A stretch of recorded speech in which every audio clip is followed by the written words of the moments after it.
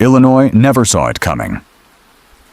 What began as a quiet morning after Thanksgiving exploded into one of the most chaotic winter events the state has faced in years. Within hours, highways vanished under blinding whiteouts. Cars spun across frozen pavement like shards of glass, and nearly 500 crashes unfolded so quickly that first responders could barely keep up. Across Chicago, snow hammered the city at 1 to 2 inches per hour, burying neighborhoods faster than plows could clear them. Wind chills plunged below 0 degrees, turning every step outdoors into a battle against the cold. Entire communities were swallowed by sudden whiteouts so severe that drivers said the world went completely white in a single breath. And then the skies froze. At O'Hare International Airport, more than 300 flights were canceled, leaving passengers stranded on terminal floors while planes sat trapped in ice. Runways disappeared beneath swirling snowdrifts. Travelers described watching the departure boards flash, canceled in every direction, as the airport, one of the busiest in the world, ground to a halt. Meanwhile, suburbs around Lake Michigan were blasted with up to 7 inches of heavy lake-effect snow, hitting some streets with surgical precision, while sparing others just miles away. Families woke to cars buried past the wheel wells. Businesses opened to empty tables. Side streets remained untouched, frozen in place, like scenes from a winter disaster film. This wasn't just a snowstorm. It was a shutdown, a full-scale freeze that brought Illinois to its knees. How did a single storm trigger so much destruction so fast? And more importantly, what does it reveal about the kind of winter the Midwest is now facing? The answers begin now.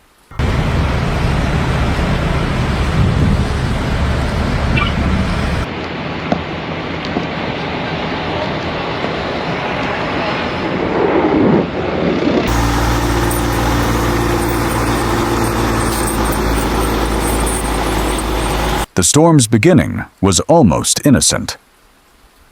In the early morning quiet after Thanksgiving weekend, light flurries drifted across the Chicago skyline, gentle, soft, and unthreatening. For most residents, it felt like nothing more than the first true hint of winter.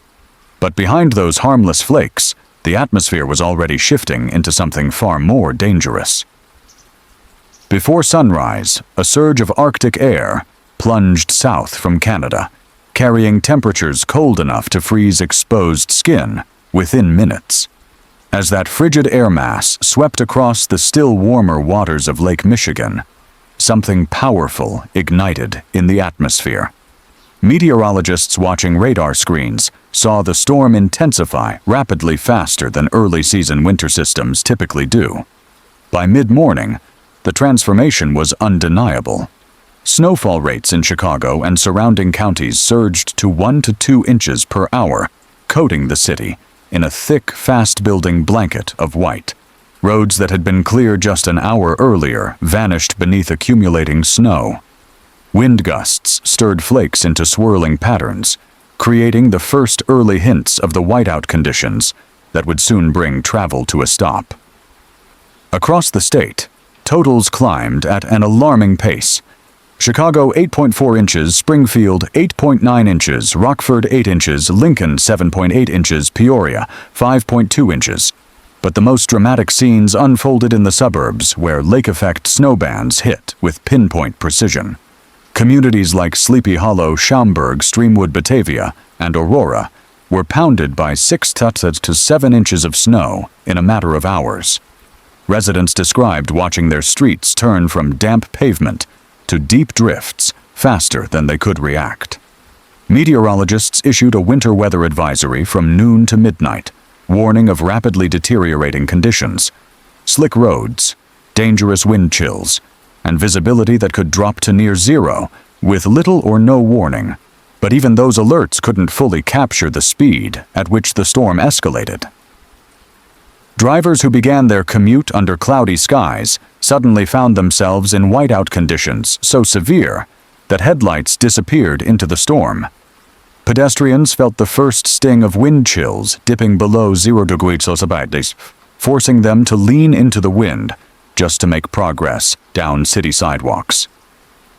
Every sign pointed to a major weather event, but few realized how quickly it would spiral beyond anything Illinois had experienced this early in the season. This wasn't just another December snowfall. This was the opening act of a storm that would push the state's transportation system's emergency crews and everyday residents past their limits. And it was only beginning. It was.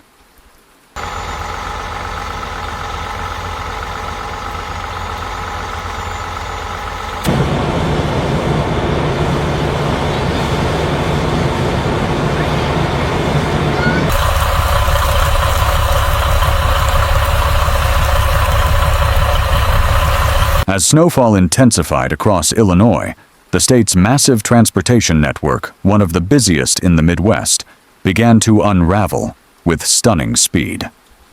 What started as minor delays turned minute by minute into a full-scale roadway disaster. And for thousands of drivers, the morning commute transformed into a fight for safety. By late morning, blinding whiteout conditions swept across I-90, I-94, I-55, I-290, and multiple regional highways. Winds ripping off the lake reached 40-45 km/h, lifting snow into spinning horizontal sheets that erased visibility in seconds. One moment drivers could see 3 car lengths ahead. The next they were engulfed in solid white, unable to distinguish road shoulder or sky. Dashcam videos captured the terrifying scenes, cars sliding sideways through intersections, brake lights glowing dimly through walls of snow, and semis jackknifing across frozen asphalt. Even four-wheel drive trucks, normally reliable in winter weather, struggled as traction vanished beneath tires. Within hours, the numbers told the story of a system overwhelmed. Nearly 500 crashes reported statewide, 66 injuries, many requiring emergency transport, 300+ additional incidents, including stalled cars, spinouts, disabled vehicles, and stranded families. On stretches of interstate near Chicago, the situation became dire. A single collision triggered chain reaction crashes as unsuspecting drivers barreled into invisible hazards. Emergency responders rushed from one scene to the next, often arriving to find multiple vehicles piled together, doors jammed by ice, and passengers trapped inside. The cold made everything harder. Paramedics struggled in temperatures that plunged below -, wind chills, their equipment freezing as they worked. Police officers directing traffic fought against blowing snow that stung their faces like needles. Tow truck operators reported waiting lines of over an hour just to reach the next stranded motorist. Then came the freezing fog, a silent threat that turned the already dangerous roads into deadly traps. Moisture in the air condensed instantly on cold surfaces, forming a near-invisible layer of black ice. Vehicles that appeared to be driving slowly and carefully suddenly spun out without warning, sliding into medians and ditches. For many families returning home after Thanksgiving travels, the timing couldn't have been worse. Heavy traffic combined with deteriorating weather turned every mile into a hazard.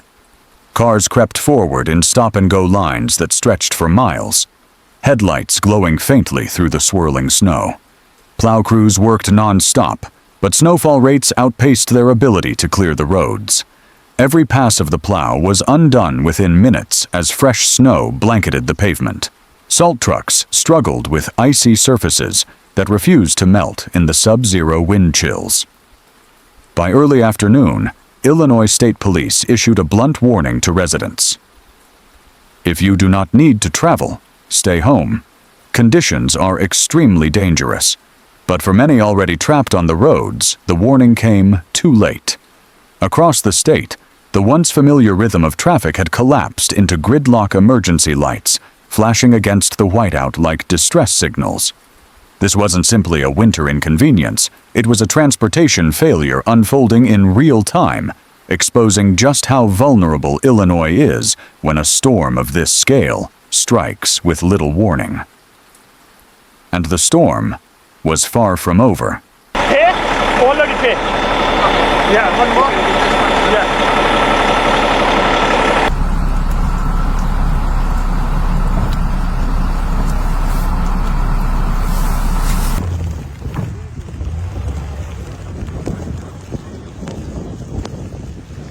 While highways across Illinois were sliding into chaos, an equally dramatic crisis was unfolding in the skies. At O'Hare International Airport, the fourth busiest airport in the United States, winter operations were pushed to the breaking point. What started as moderate delays escalated into a near-total shutdown, transforming one of America's critical transportation arteries into a frozen maze of grounded aircraft and stranded passengers. At first, travelers assumed the delays were routine. A little snow, a little wind. Nothing Chicago hadn't seen before. But as conditions worsened, the airport's winter response team found themselves fighting a losing battle. Heavy snow hammered the runways faster than plows could clear them. Every time ground crews scraped away a layer of snow, another wave of white buried the pavement once again. Strong crosswinds blasting across the runways at 40 mph made de-icing nearly impossible. Fluid sprayed on aircraft wings froze before crews could finish the procedure. Within hours, the domino effect hit full force. 300+ flights canceled, hundreds more delayed 45-90 minutes. Dozens of aircraft stuck at gates unable to push back. Runways periodically closed due to dangerous icing. Inside the terminals, the atmosphere shifted from anxious to surreal. Meanwhile, at Midway Airport, the situation was less dire, but still challenging. Only a handful of flights were canceled with delays around 15 minutes. But even there, crews reported slippery runways, difficult braking conditions, and aircraft struggling to maintain control during taxi operations. Back at O'Hare, the crisis kept escalating. De-icing trucks formed lines, headlights piercing the blowing snow, waiting for the next plane that desperately needed treatment. But the cold was so intense that de-icing fluid froze faster than it could melt. With each delay, the airport's tightly choreographed sequence of departures and arrivals collapsed further. O'Hare, usually a symbol of efficiency and motion, became a still frame, frozen in time. Travelers watched through terminal windows as the storm swallowed the airport in white. Some filmed the surreal scene: snow swirling around motionless jets, lights blinking through the blizzard. Others stood silently, knowing their plans. Vacations, reunions, business trips were slipping away with every passing hour. Yet amid the frustration, the airport crews showed remarkable endurance. Workers stayed on shift long past scheduled hours. Airline teams handed out snacks, blankets, and updates. Security personnel helped elderly passengers find warm seating.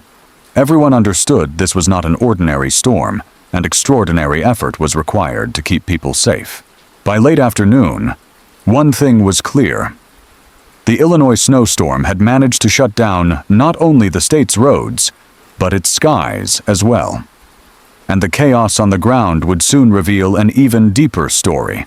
One about human resilience, community spirit, and the cold realities of winter life in the Midwest.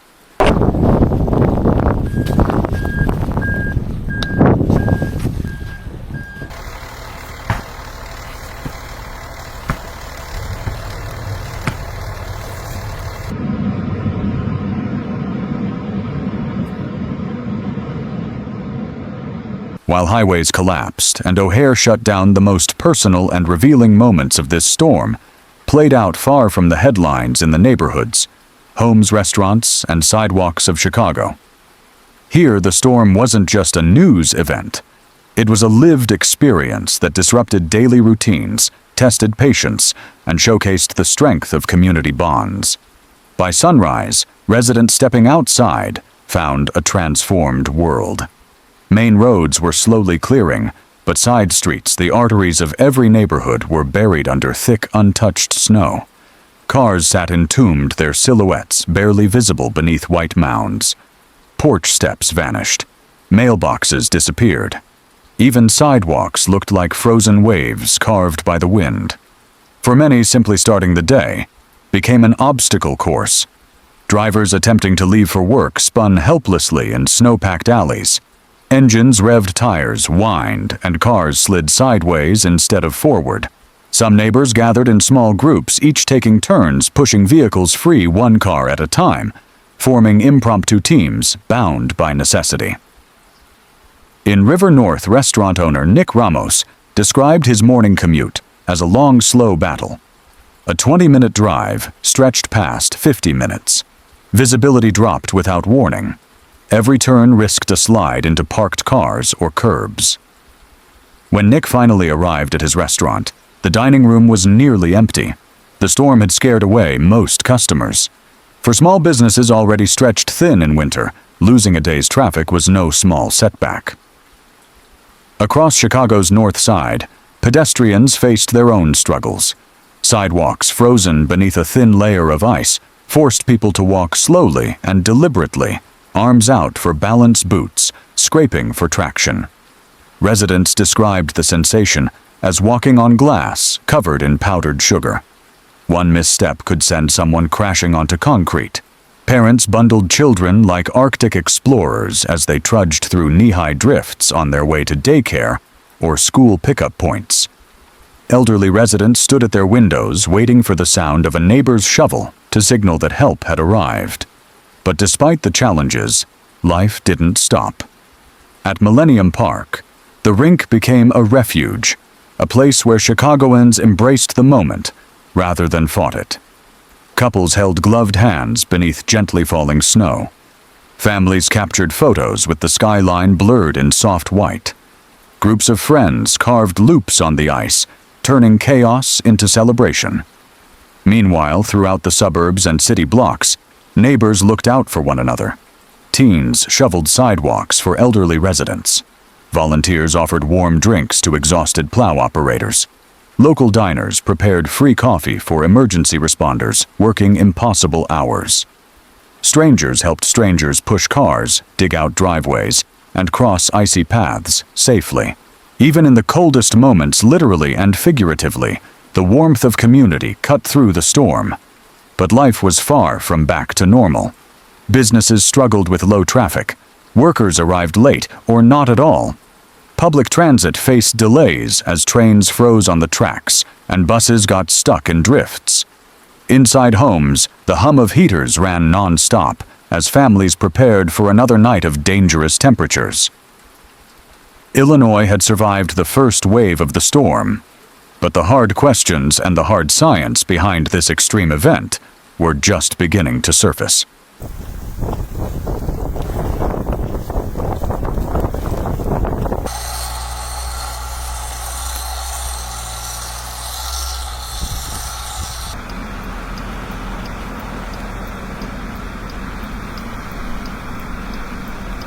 The chaos that unfolded across Illinois didn't happen by accident.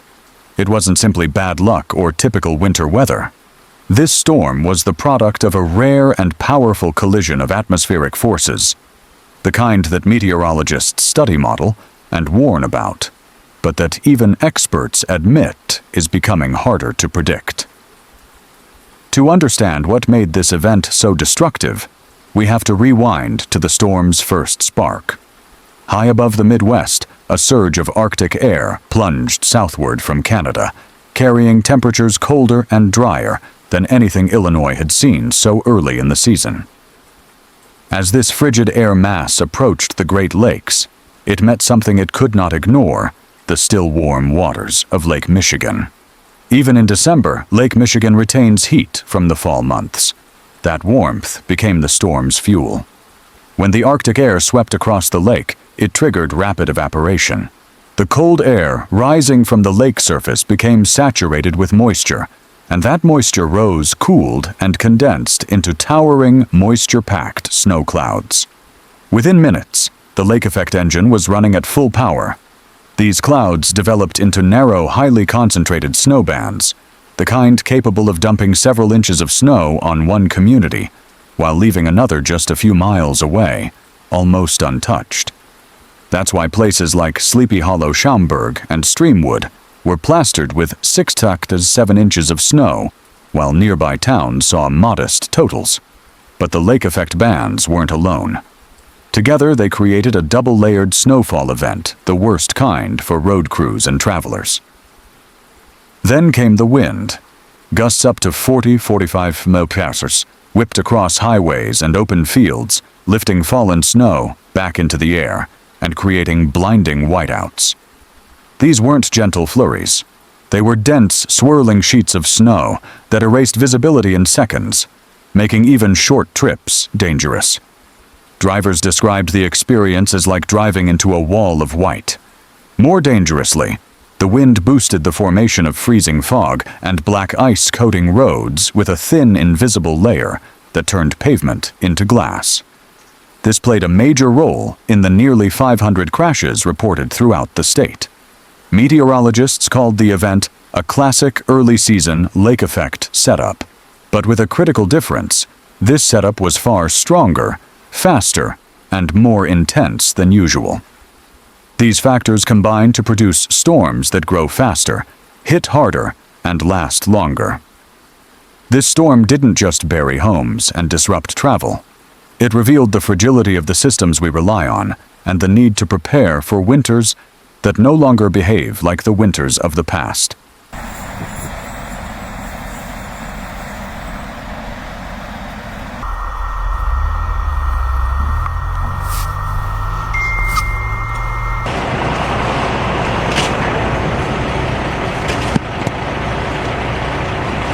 As the snow finally settles and Illinois begins the slow work of clearing streets, towing wrecked vehicles, and reopening runways, the scars of this storm remain etched into the landscape. Roads once filled with spinning tires and flashing emergency lights are now quiet. O'Hare, frozen in time just hours ago, hums back to life. Neighborhoods dig out one driveway at a time. But even as normalcy cautiously returns, one truth lingers in the cold air. This was not just another winter storm. It was a wake-up call. It exposed how quickly the Midwest can be overwhelmed when Arctic air lake effect snow and fast-moving winter systems collide. It reminded us how fragile our daily routines can be when nature decides to strike hard and without warning. And it highlighted the power of community neighbors pushing cars, strangers shoveling sidewalks, volunteers bringing warmth to first responders working through the night. Illinois survived this storm not because the weather was kind, but because its people were strong.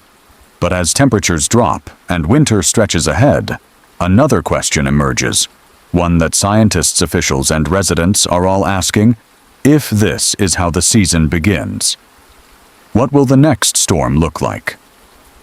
Thank you for watching and staying informed. If this video helped you understand the storm's impact or gave you insight into what's ahead, please support the channel by liking the video, subscribing for more extreme weather coverage, sharing this with friends and family. And now we want to hear from you. Do you think Midwest winters are becoming more extreme? And what do you believe Illinois should do to prepare for the next major storm? Your thoughts, your experiences, and your ideas matter. So, drop them in the comments below. Stay warm, stay alert, and as always, stay weather aware.